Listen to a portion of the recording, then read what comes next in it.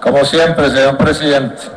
A ver, es en este sentido. Los colombianos están, digamos, muy interesados, por lo menos, o muy preocupados con la disparada del precio del dólar. Y no es para menos, porque pues una alza del precio del dólar de 400 o más pesos en unos pocos días, pues es un cambio enorme en las condiciones económicas del país. Ahora, esa alza del precio del dólar hay que leerla de dos maneras. Una en sí misma causará un impacto inmenso sobre la vida del país. Quiere decir que en general las importaciones van a encarecerse en esa proporción. Quiere decir que el salario, el ingreso de los colombianos ha disminuido en proporciones cercanas en la práctica a esa devaluación, porque las cosas o muchas de ellas se encarecerán de una u otra manera en relación con esa medida. La deuda externa pública y privada colombiana de cerca de 100.000 millones de dólares, pues por supuesto está recibiendo un impacto grande por esa devaluación, que podría ser mayor porque nadie sabe hasta dónde puede irse el precio del dólar. O sea, que ella en sí misma, una devaluación de ese calibre, le significa un descuaderne inmenso a la economía colombiana. El cuento de que aquí no está pasando nada es un cuento para bobos. Aquí están pasando cosas gravísimas con esa devaluación.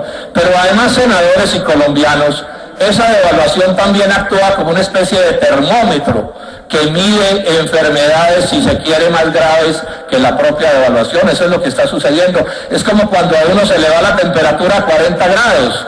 Puede ser un mal menor, pero puede ser también un mal mayor. En este caso, esa devaluación de esas proporciones, al actuar como termómetro, ¿qué me está diciendo?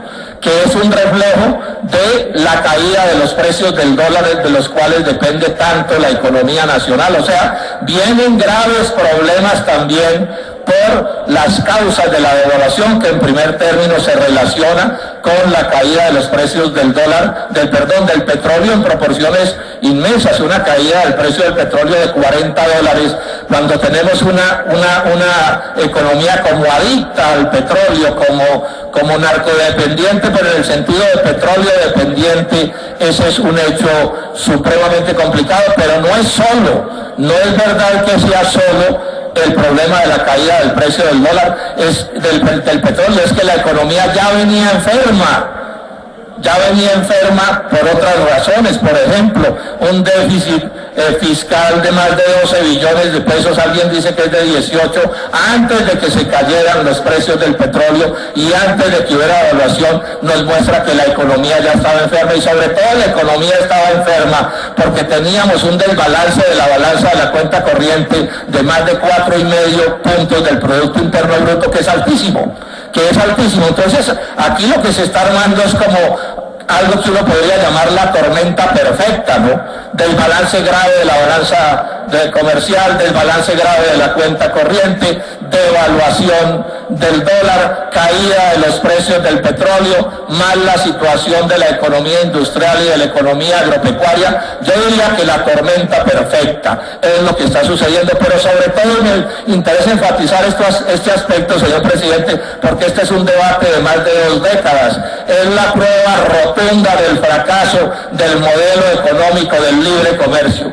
Es la prueba rotunda de que el cierto boom de la economía nacional de los últimos años no fue por los aciertos de la política económica interna, sino por sucesos internacionales fuera de control que se han modificado, porque también va a subir la tasa de interés internacional, y todo esto sumado va a causar conmociones supremamente grandes. Si estuviéramos en otro país, estaría temblando la panda neoliberal, la tecnocracia neoliberal que ha justificado teórica e ideológicamente estos asuntos. Estaría temblando el propio ministro de Hacienda, que tendría que estar pensando en la posibilidad de renunciar, porque es que no llegamos aquí. No fue pésimamente manejada la bonanza petrolera sin que eso tenga responsables. Aquí no se hizo lo que había que hacer en estos años anteriores. Por el contrario, fue exactamente lo contrario que había que hacer. El país no se preparó, ni en el gobierno del presidente Santos, ni en los anteriores gobiernos se preparó para sucesos como ese.